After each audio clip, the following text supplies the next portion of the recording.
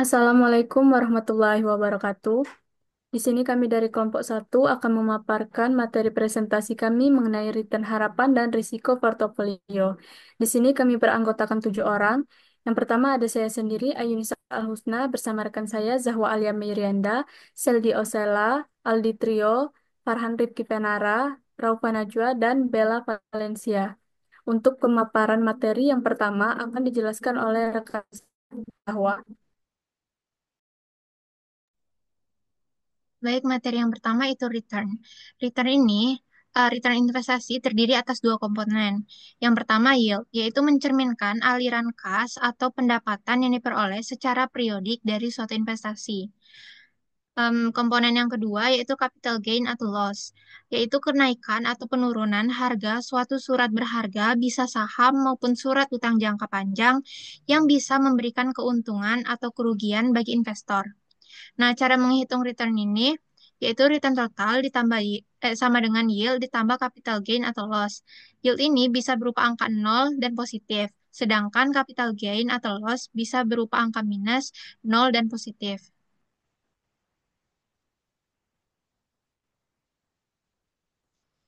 Nah, yang kedua itu ada risiko. Risiko ini merupakan kemungkinan perbedaan antara return aktual yang diterima dengan return harapan. Sumber risiko ini ada 8. Yang pertama ada risiko suku bunga, yaitu perubahan suku bunga bisa memengaruhi variabilitas return suatu investasi. Yang kedua, risiko pasar, yaitu fluktuasi pasar secara keseluruhan yang memengaruhi variabilitas return suatu investasi. Yang ketiga, risiko inflasi. Inflasi yang meningkat akan mengurangi kekuatan daya beli rupiah yang telah diinvestasikan. Yang keempat, ada risiko bisnis, yaitu risiko dalam menjalankan bisnis dalam suatu jenis industri. Ada risiko finansial, yaitu berkaitan dengan keputusan perusahaan untuk menggunakan utang dalam pembiayaan modalnya. Yang keenam, risiko likuiditas, yaitu berkaitan dengan kecepatan suatu sekuritas yang diterbitkan perusahaan bisa diperdagangkan di pasar sekunder. Yang ketujuh, risiko nilai tukar mata uang, yaitu berkaitan dengan fluktuasi nilai tukar mata uang domestik dengan nilai mata uang negara lainnya. Dan yang terakhir ada risiko negara, yaitu berkaitan dengan kondisi perpolitikan suatu negara.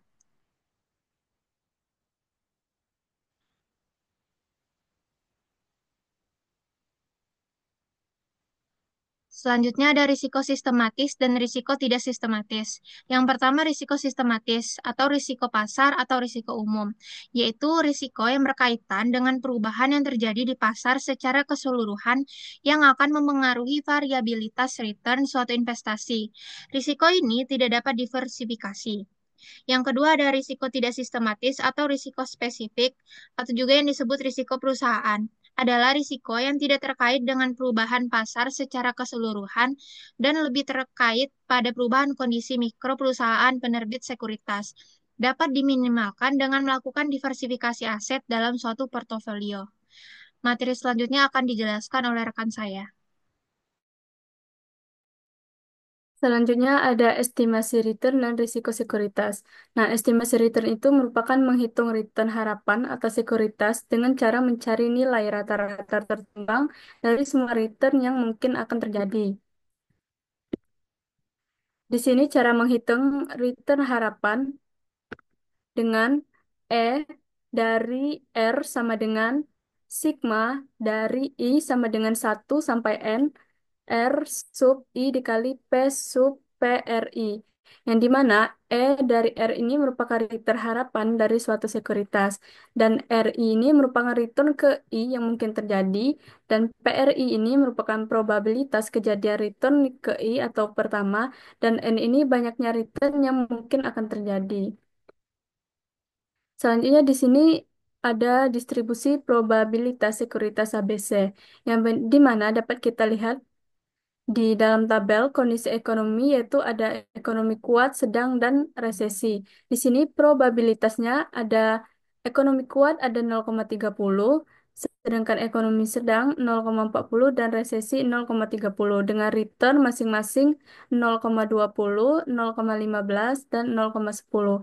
Jadi, perhitungan return harapan dari sekuritas ABC tersebut bisa kita hitung dengan rumus yang telah saya sebutkan tadi, yaitu E dari R sama dengan 0,30 dikali 0,20 ditambah 0,40 dikali 0,15 dan ditambah dengan 0,30 dikali 0,10 jadi hasilnya dia dapat 0,15.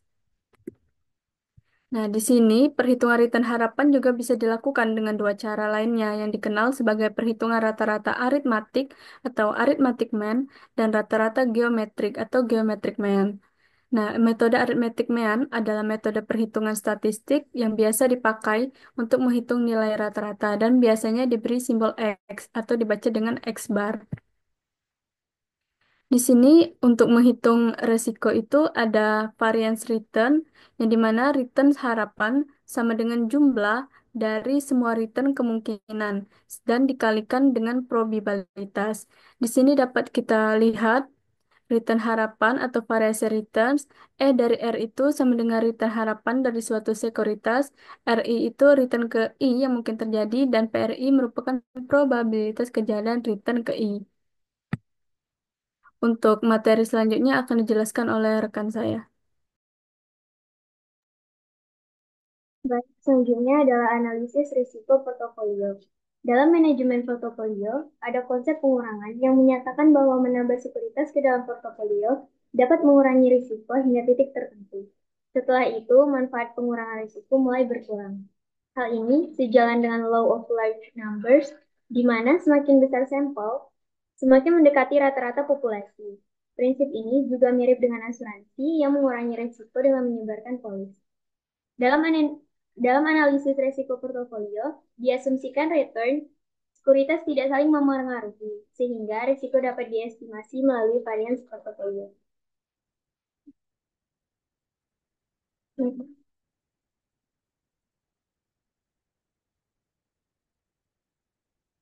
Rumus untuk menghitung varians portofolio adalah sigma P sama dengan sigma I dibagi N akar kuadrat. Contohnya, misalnya risiko setiap sekuritas sebesar 0,20, maka risiko portofolio akan menurun terus jika semakin banyak jumlah sekuritas yang dimasukkan dalam portofolio. Misalnya, jika kita memasukkan 100 saham dalam portofolio tersebut, maka risiko portofolio berkurang dari 0,20 menjadi 0,02.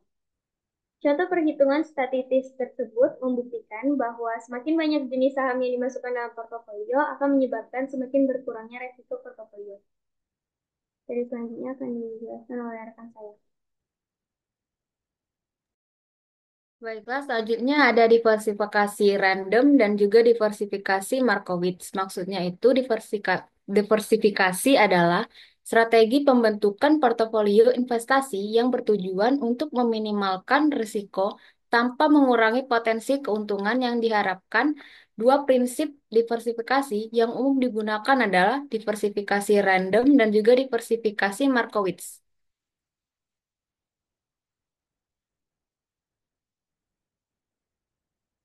Diversifikasi random yaitu diversifikasi yang melibatkan investasi dana secara acak ke berbagai jenis saham atau aset yang berbeda.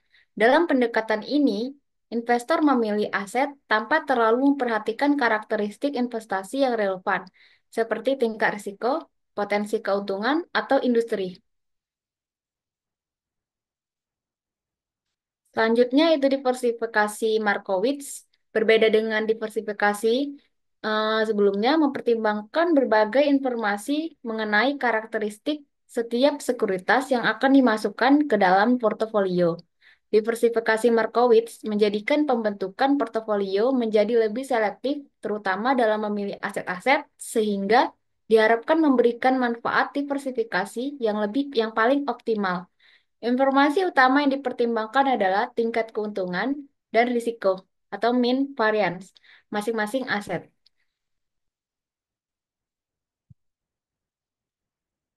Selanjutnya akan dilanjutkan oleh teman saya. Selanjutnya, estimasi return dan risiko portofolio.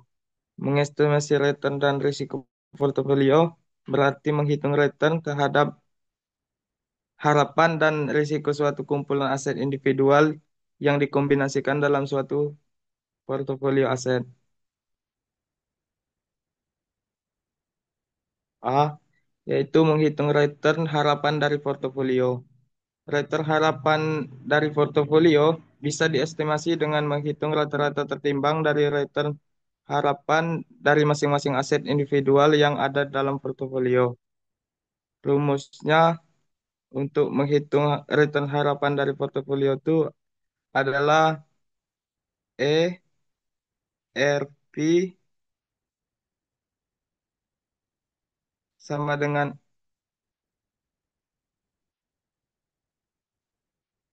N itu. Mungkin bisa saya bantu untuk menjelaskan rumus dari return harapan dari portofolio, yaitu ERP sama dengan sigma dari N, I sama dengan 1, W dikali I, E kali R dalam kurung I.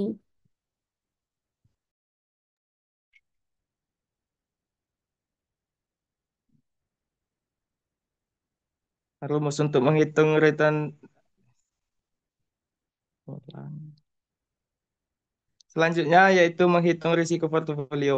Dalam menghitung risiko portofolio ada tiga hal yang perlu ditentukan, yaitu varian setiap sekuritas, kovarians antara satu sekuritas dengan sekuritas lainnya, dan bobot portofolio untuk masing-masing sekuritas. Menghitung risiko portofolio yang pertama itu kasus dua sekuritas. Untuk mengukur risiko portofolio yang terdiri dari dua sekuritas, dapat dihitung deviasi standar return kedua sekuritas tersebut.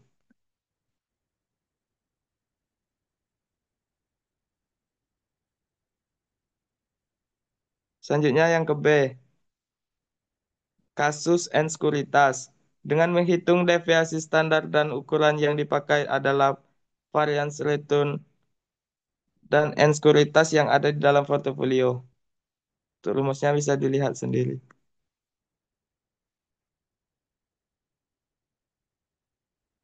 Selanjutnya akan disampaikan oleh rekan saya.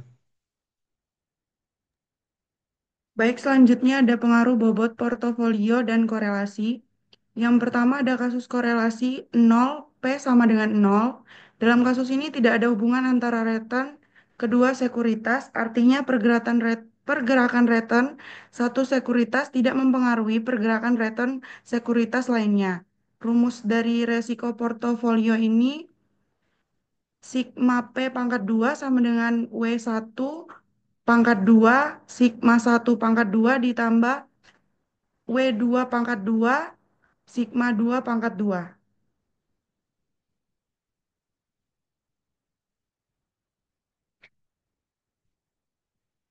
Yang selanjutnya B kasus korelasi nol dengan short sales. Short sales adalah penjualan sekuritas yang dipinjam dari broker. Dalam hal ini bobot portofolio bisa bernilai negatif karakteristiknya, memungkinkan W1 ditambah W2 sama dengan 1, tapi W1 atau W2 bisa negatif dapat memperluas kemungkinan kombinasi resiko return. Rumus resiko ini tetap sama dengan kasus tanpa short sales. Dan selanjutnya itu ada kasus korelasi sempurna. Kasus korelasi sempurna atau P sama dengan plus 1. Return kedua sekuritas bergerak searah sempurna. Rumusnya adalah sigma P sama dengan W1 sigma 1 di plus W2 sigma 2. Tidak ada manfaat diverifikasi, kombinasi return bersifat linear. Yang kedua ada korelasi negatif sempurna atau P sama dengan min 1. Return bergerak berlawanan arah sempurna, memungkinkan pembentukan portofolio bebas resiko. Rumusnya sebagai berikut yaitu W1 sama dengan sigma sigma 2 eh, dalam kurung sigma 1 plus sigma 2. Yang kedua, W2 sama dengan sigma 1 dalam kurung sigma 1 plus sigma 2. Dan selanjutnya materinya akan dijelaskan oleh rekan saya.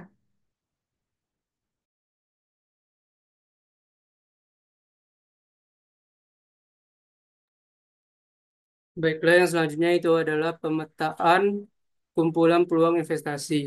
Bisa kita lihat pada gambar 4.7 yang tertera memperlihatkan kurva kumpulan peluang investasi pada berbagai koefisien korelasi secara serentak.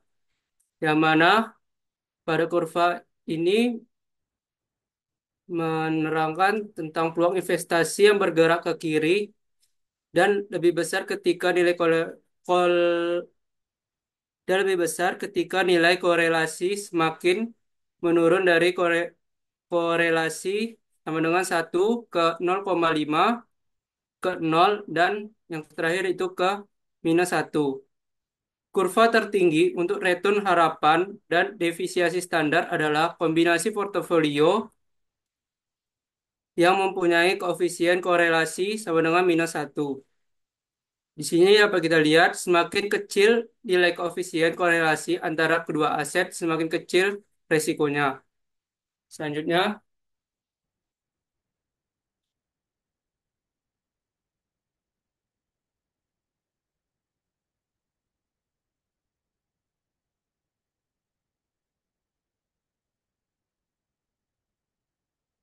yang selanjutnya yaitu adalah gambar 4.8 memetakan defisiasi standar dari saham, S, dan obligasi. Pada bobot portofolio untuk kasus kolerasi positif sempurna 0,5, 0, dan negatif sempurna, itu ada dua hal yang perlu kita perhatikan. Yang pertama, pada suatu nilai korelasi tertentu, pembobotan portofolio berbeda-beda akan menghasilkan nilai-nilai defisiasi standar yang berbeda pula. Sebagian bobot portofolio adalah diinginkan di bidang lainnya pada suatu nilai korelasi. Namun, bobot portofolio tersebut mungkin tidak bagus untuk kasus nilai koefisien korelasi lainnya. Dan yang kedua, tanpa memperhatikan pembobotan portofolio atau pada suatu bobot portofolio tertentu, apapun, defisiasi standar portofolio selalu menurun seiring dengan penurunan koefisien korelasi. Jadi, pada satu bobot portofolio tertentu, semakin kecil korelasi antara return sekuritas, semakin kecil pula risikonya. Selanjutnya, model indeks tunggal yaitu adalah model yang mengkaitkan perhitungan return setiap aset pada return indeks pasar. Model ini dikembangkan oleh William Sharpe pada tahun 1963. Perhitungan return sekuritas dalam model indeks tunggal melibatkan dua komponen utama. Yang pertama itu komponen return yang dikaitkan dengan keunikan perusahaan dan yang kedua komponen return yang terkait dengan pasar. Salah satu konsep penting dalam model indeks tunggal adalah terminologi beta. Beta merupakan ukuran kepekaan terhadap return sekuritas terhadap return pasar. Semakin besar beta suatu sekuritas, semakin besar kepekaan terhadap return sekuritas tersebut terhadap perubahan return pasar. Dalam penggunaan model indeks tunggal, kita perlu mengestimasikan beta sekuritas yang bisa dilakukan dengan menggunakan data historis maupun estimasi secara subjektif. Lanjut. Asumsi yang dipakai dalam indeks tunggal adalah bahwa sekuritas akan berkorelasi hanya jika sekuritas tersebut mempunyai respon yang sama terhadap return pasar. Sekuritas akan bergerak menuju arah yang sama hanya jika sekuritas-sekuritas tersebut mempunyai hubungan yang sama terhadap return pasar. Sekuritas akan bergerak menuju arah yang sama hanya jika sekuritas-sekuritas tersebut mempunyai hubungan yang sama terhadap return pasar.